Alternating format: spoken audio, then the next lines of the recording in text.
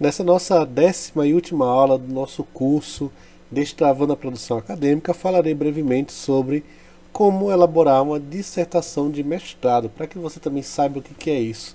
Se você almeja mestrado, se você tem essa pretensão, já fica ligado nessa aula que eu vou dar algumas dicas para essa elaboração. Lembrando que toda pesquisa segue o padrão. Padrão que eu digo na delimitação, na escolha do tema, nos problemas, nas hipóteses justificativas, para que você fique aí esperto e esperta, de modo que você não tenha dificuldade de saber o que é isso.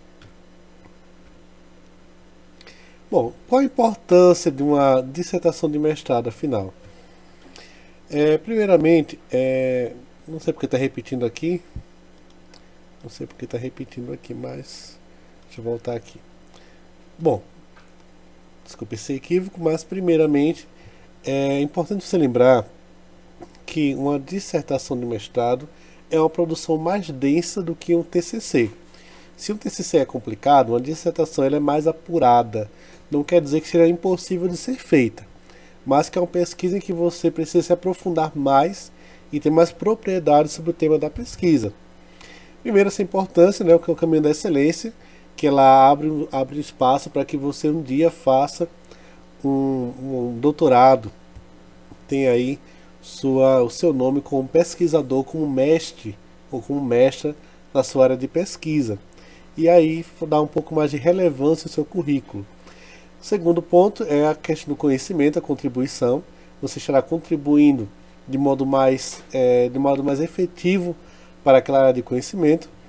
E terá também mais oportunidades profissionais, como por exemplo, você poderá trabalhar inclusive em algumas faculdades, como professor, professora, como docente, auxiliar.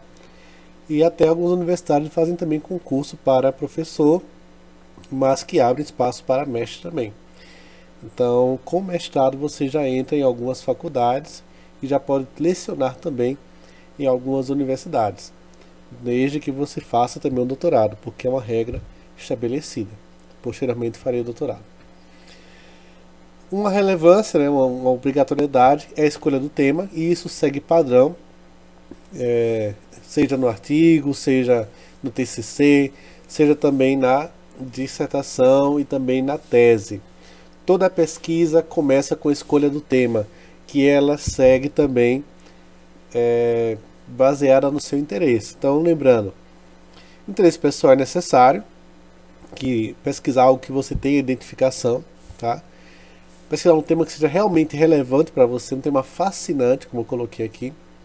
Lembrando que se você pesquisar algo que você não gosta, não vai render a sua pesquisa. Sinto dizer, mas o importante é você pesquisar algo que você tenha sintonia. Uma relevância, atualidade, pesquisar um tema que seja importante para a sociedade e também um tema atual. Eu costumo falar que hoje em dia temas como machismo, feminismo, a questão de gênero, a questão do ensino, metodologias ativas, gamificação, a inteligência artificial, o ensino em geral, são temas relevantes. Claro que existem outros, uma infinidade de temas aí que você pode escolher, mas que o importante é que seja um tema relevante socialmente e que você possa dar essa contribuição. Definição do problema da pesquisa, isso já falei anteriormente, mas defina aí qual é a pergunta que vai nortear a sua pesquisa. Qual é então a indagação que você pretende pesquisar. E com isso você vai formular a sua pesquisa de modo claro e objetivo, vai delimitar onde você quer chegar, lembrando começo, meio e fim, de modo padrão. Delimitar onde você quer chegar, delimitar a sua hipótese, dizer a sua justificativa, por que essa pesquisa é relevante. Para que perder seu tempo, perder entre aspas seu tempo, pesquisando por 2 anos um tema que você gosta? Qual é a contribuição disso aí? Qual é a contribuição social, contribuição histórica? O que é que você pretende acrescentar na sociedade com a sua pesquisa? Revisão bibliográfica. Então essa revisão bibliográfica, ela consiste na leitura de artigos, dissertações, monografias, TCC, tese, tudo. Fontes confiáveis. Então, quanto mais você lê, quanto mais você ler livros, ler artigos, ler dissertações, ler TCCs, maior é a possibilidade de você não ter dificuldade ao escrever o seu tema. E construir embasamento teórico, que você deve construir tudo baseado no que algum autor disse. Aquele autor não é o ponto máximo da sua pesquisa, mas a sua pesquisa deve estar amparada, deve estar argumentada naquilo que aqueles autores falaram anteriormente.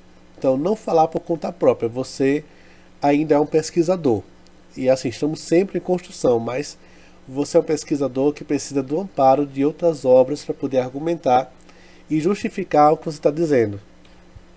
Metodologia, como já falei, qualitativa, quantitativa, o que você vai utilizar para pesquisar, gravador, se vai utilizar câmera, se você vai fazer formulário, se você vai fazer uma pesquisa de campo. Então, o que é que você vai utilizar enquanto recurso metodológico para pesquisar sobre isso?